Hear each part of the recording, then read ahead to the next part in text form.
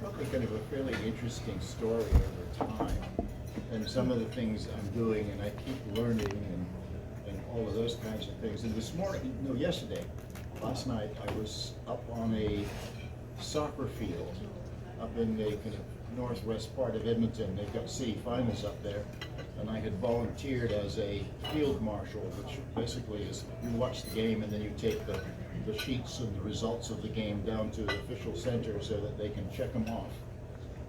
And of course, the rain poured when I was up there, but I got on the phone, I talked to my brother. I have a brother who lives in Christchurch in New Zealand, which is probably most of you know has been sort of, unfortunately, the recipient of some very nasty synagogue bombings, and a lot of people could have died there. And he said it's been very stressful there for that particular community because a lot of men were killed, and so where was the income coming from? But I thought, he is a couple of years younger than I am, and I asked him how he's doing. He's not really been doing well. He's had some problems with health. So he's had, like me, he's had a hip replaced. But for some reason or other, he has sort of fibromyalgia or something like that. So his life has slowed down a lot. And I was asking his partner, and she said, well, he's been on crutches now for 8 years.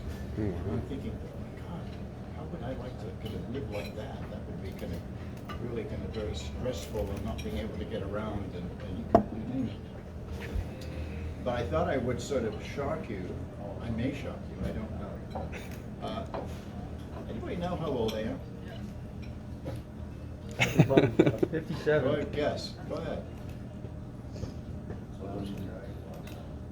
68. You're 6 years out. I'm 80. Oh, no. Yeah, I'm 80. I'm shocked.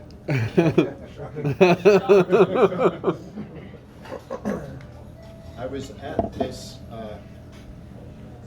this party on Canada Day, and I'm looking around at all these men and women there, many of whom are obviously in their 70s, and maybe a couple of them are in their 80s, and some are younger than that. And I'm looking at some of these people, and you may take this wrong, I don't know. I don't want to be around some of these people.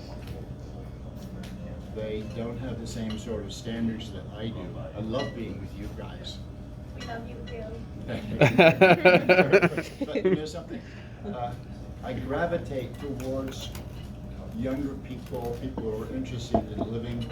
And one of the things I have focused on, and I stress this with people, is for God's sake, stay fit for the rest of your life. Because it just keeps you in such good shape. And I'll give you I look for kind of ways in order to kind of do some of these things, and I test myself. And one of the latest tests was, this is a guy called Mark Devine. Mark Devine is a Navy SEAL. This is quite an extraordinary book, Unbeatable Mind. And he puts on courses now, once he kind of got out of you want to see this thing? Yeah. Okay. Pass it down. And you can't look at it while I'm talking. Right? Anyway, back in the spring, they put out a kind of particular thing. They said, we'll give you a 6-week course on Navy SEAL stuff and some exercises, etc., etc. And I thought, yes, that's for me. I'm going to test myself. I talked to my wife and said, you're crazy. You're 80 years old and you're going to do something a Navy SEAL thing? I said yes. And it's a very strenuous program because they have it's broken up between 6 weeks, and during each particular week you have 4 sets of major exercises. In the middle you have a recovery period of yoga. I found actually the recovery period was worse sometimes than some exercise.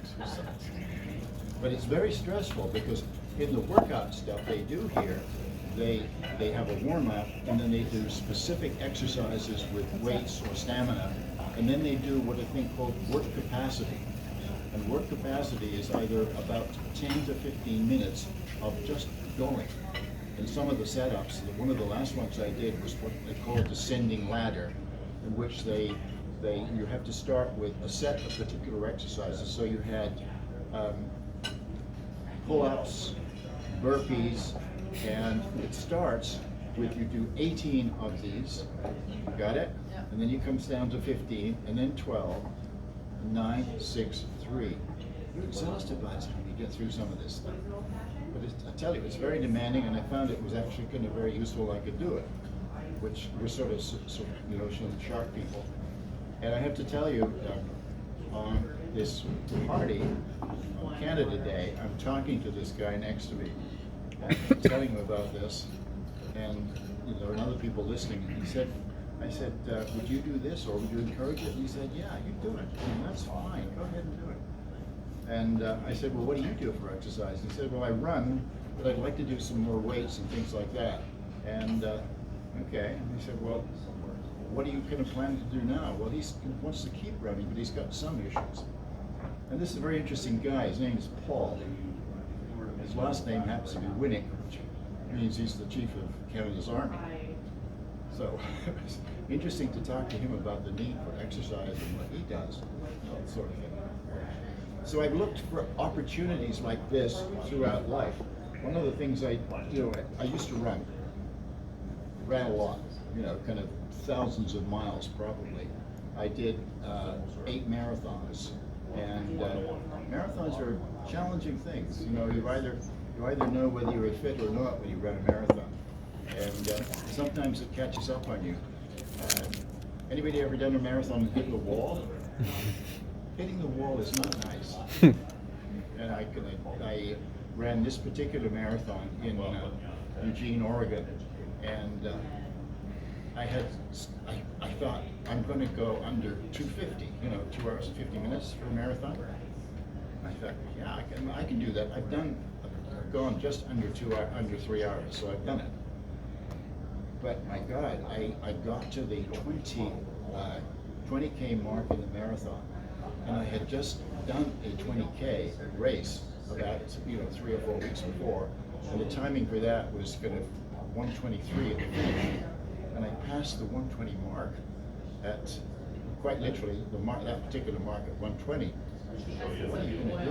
Well, finally at 30K, the body just sort of seized up and said, my God, what are you going to do now? I sort of walk and try and get there the rest of the way.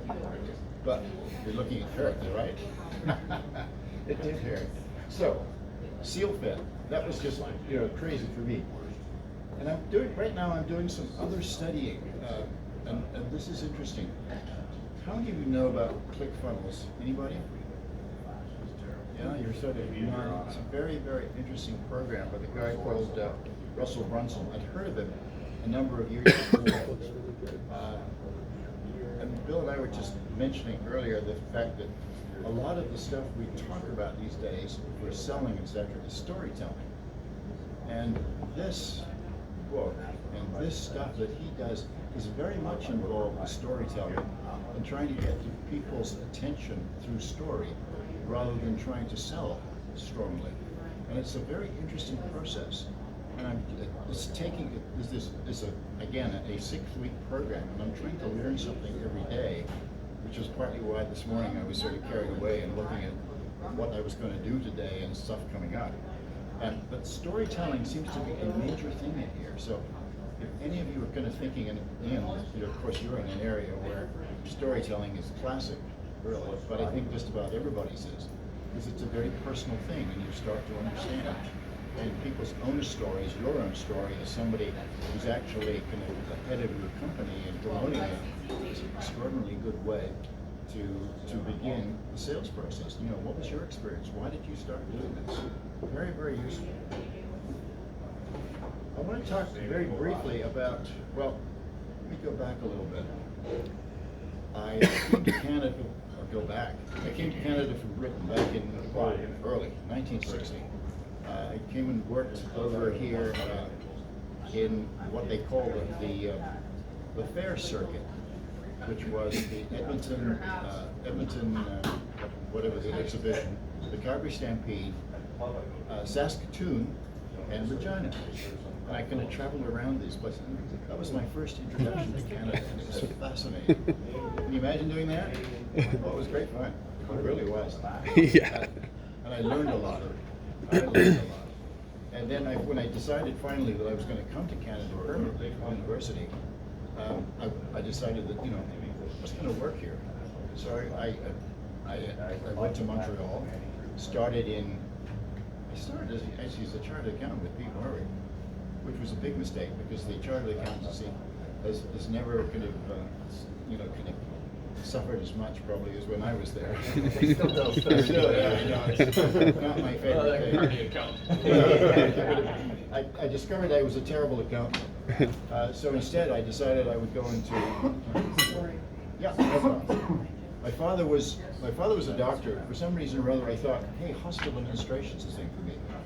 So I did a master's degree in hospital administration from the University of California, which I used for about, I don't know, 3-4 years, and then decided, no, I didn't want to do that. I wanted to get into something else, writing, and so I ended up working in radio in Vancouver. I got married there, and I also got into a certain amount of acting, which was fun, a lot of fun. I spent a lot of time in amateur theater, and I thought, wow, this is the area I kind of want to be in. So I focused a lot on writing at that time. But I really couldn't, there were some issues there. The major issue was, where was I going to grow in terms of a writer in Vancouver? There weren't, the kind of opportunities I really wanted. And at the time, our marriage was falling apart. So it was a time for me to say, all right, if you're going to go somewhere, where do you want to go? So I decided that it was between LA and Toronto. So I went to Toronto. And my writing skills really have come from my working in Toronto with a ton of companies like General Motors and Ford, some of the banks. And I got a reputation of being able to, as I've told you, take fairly complex stuff and make it simple.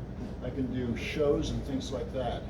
And some of the shows we did for the car shows with their entertainment stuff was something that I really enjoyed doing. But I also realized, hey, you can't live permanently as a writer unless you've got something to back up. So as many of you know, I have a couple of books that you've seen on writing. And the start of that was back in, the early 90s. I'm saying, what am I going to do here? And I remember thinking, students are not doing very well with stuff. So I looked at some of the stuff that was out there. I went to the University of Victoria and said, what have you got on writing essays for students and things? And all they had were these big books, expensive books, I still think badly written. So I decided to come up with this small book that I've got, which is 10 Steps to Help You Write Better Essays. And that, in terms of the marketplace, worked fairly well. And I've got other books out, and right now I've got a whole, series of things that I actually want to do. I've got kind of books that I'm thinking of right now. I'm thinking of this particular course, which has got many kind of additional ideas. And I'm saying, which way do I go here? How do I do this? The 10 Steps book doesn't sell very well at the moment because the market has changed so much. So I'm looking at saying, how do you put this back into the marketplace now? Do you give it to Amazon to actually print it and deliver it that way? I mean, I found that some of the suppliers that I have been dealing with and the people who buy from me are no longer doing so, partly because so much has changed. And if you've ever been, and Bill has, I know, you find that kind of some of the stores return books with you've got to say, yeah, can you return the book? Well, I'm saying you can, but then I don't want a return rate of around 50%. So I've actually kind of dropped some people who I sell to now. And that's probably going to happen to chapters with some of these things that way. So I'm looking at all these things of how are you going to do these things? And what other areas do you want to go into? Because there's so much change going on in these particular areas. And the other one I'm doing, I'm working with my brother-in-law again on this thing called Threescape. And Threescape is a very interesting, it's designed to, well, if you look at long-term care facilities, we've got tons of people, the cohorts, going into long-term care. I mean, the figures are just enormous right now. I mean, some people call it a tsunami, and it really is. But how do you make quality of life for these people in these facilities? So he figured that there's a lot of anxiety, mood issues, dependence on drugs, etc., to keep people okay. But quality of life doesn't kind of do very well there. So Doug has come up with a series of movies, 3D movies, to be able to show to people, which provides reminiscence of their kind of lives and possibilities, etc. The way they used to be, you know, how they used to live. These things have been kind of really quite successfully received, but marketing it is a different story. So, sitting down yesterday with Tech Edmonton and saying, how do you do some of this stuff? How do you kind of find a way to actually get the message across so that when people say, hey, there's a possibility with this particular product. So I've been making phone calls to people, looking at ways, well, would you use kind of social media and how? Would you use this kind of ClickFunnels thing? I don't know yet, but we're at the early stages of doing that. So it's going to be, life is interesting and it's challenging, and I'm having fun, and I'm staying fit. Thank you. Anybody want to ask anything? Do you think a lot of the people in these facilities are not staying active? It's a lot of anxiety, a lot of stress, also with the staff. So part of the idea of this is to actually, if you can lower some of that and the issues around staff and interactions with the residents, this is going to be substantially improved. Because I know some seniors who aren't active, and you wonder if they were more active and more engaged, all the effects it would have on memory and things like that, and physical well-being. But it's hard to sort of say, get more active. Yeah, we've got, very serious issues with memory care with a lot of people. So, part of this is called reminiscence therapy. So bring some of that back, maybe kind of make it lighter, make it easier for the families.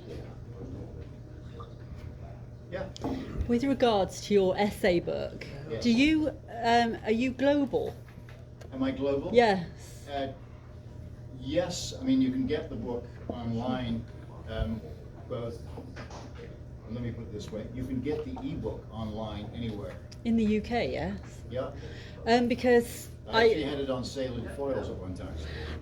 I graduated out of Cambridge, Yeah. and I write their exams, their Okay. English literature exams, because Okay. I have a master's in English literature, right? So graduated up there. They asked for returning alumni to write their forwarding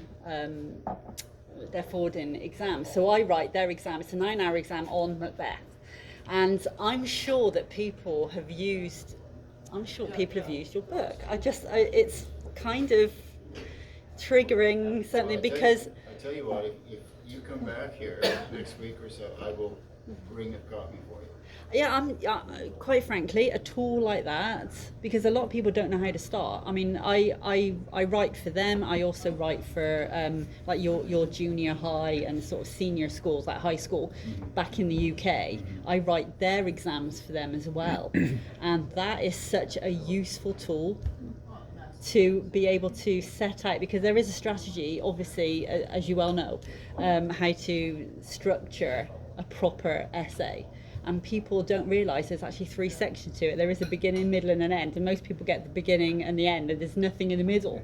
And it's a really interesting concept to look at. Well, what my wife finds, and I think it's true, is that a lot of people have problems doing a summary and conclusion. It's hard. Yeah. It's hard. I find that with a lot of my students. I know that I'm here with the cleaning service because I don't want to teach anymore. I've done that, and I now do something sort of like that I enjoy. I enjoy doing, but I think that a tool such as what you've devised over there it's very, very important, and for over here, try and market in the UK.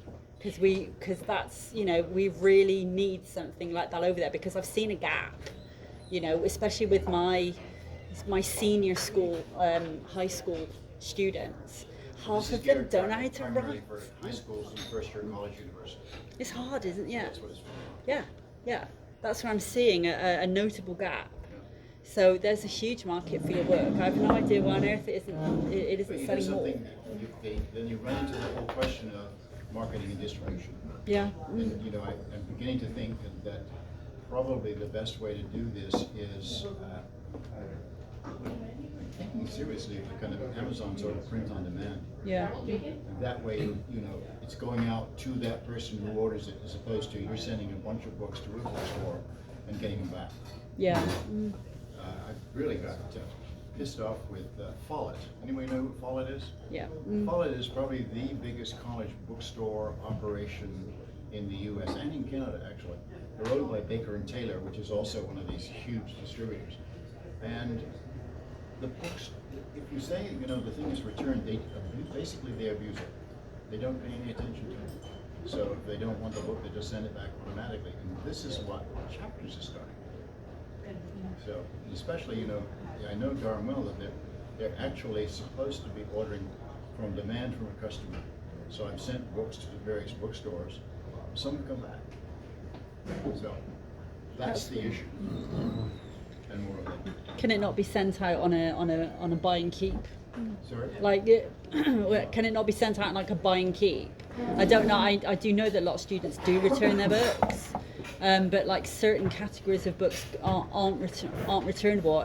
I know that of the UK because we work on the same I'm same getting- sort I'm of getting to a basis, stage right? that Any other book that I send out is going to be that term. You can't return it. Yeah. I think that's probably the way to go for sure. So awesome. Thank you for talking. Very welcome. Anybody else?